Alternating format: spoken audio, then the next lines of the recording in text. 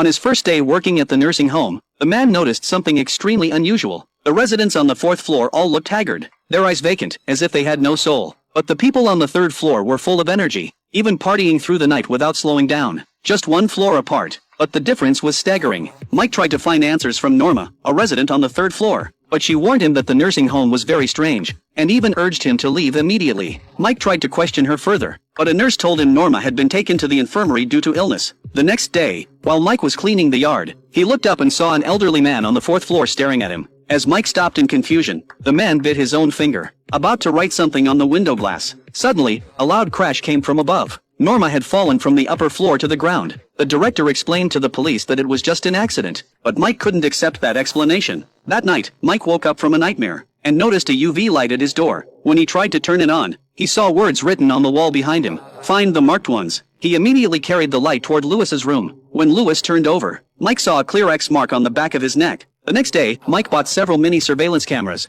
to secretly record what was happening in the nursing home. Through the cameras, he saw an elderly man on the fourth floor suddenly lean close to the lens, as if trying to send some kind of message. But his attention was quickly drawn to another camera. A nurse and a doctor were pushing a resident down to the basement. As Mike approached the door, he heard a horrific scream. The security guards slowly started coming his way, so Mike had to retreat. Deciding to rest at his foster parents' house first, he was surprised to find a pair of unknown sisters living there. After his foster parents left, the sisters led Mike into a hidden room. They explained that they had discovered this space by accident. Inside, Mike found an old photo album. As he flipped through it, he realized the people in the photos were all residents of the nursing home, even including his foster parents. But the photos were decades old, and everyone looked just as young as in the pictures. He turned to a large group photo, and noticed a figure in a wheelchair at the center. The person in the wheelchair kept changing, until, in one photo, it was his own brother. Mike realized his brother hadn't committed suicide. He remembered the elderly man on the fourth floor, and suddenly understood. His brother had been turned into one of the experiment subjects. Mike ran frantically back to the nursing home, confronted the elderly man, and asked him about it. When the man nodded tremblingly, Mike broke down, nearly suffocating with shock.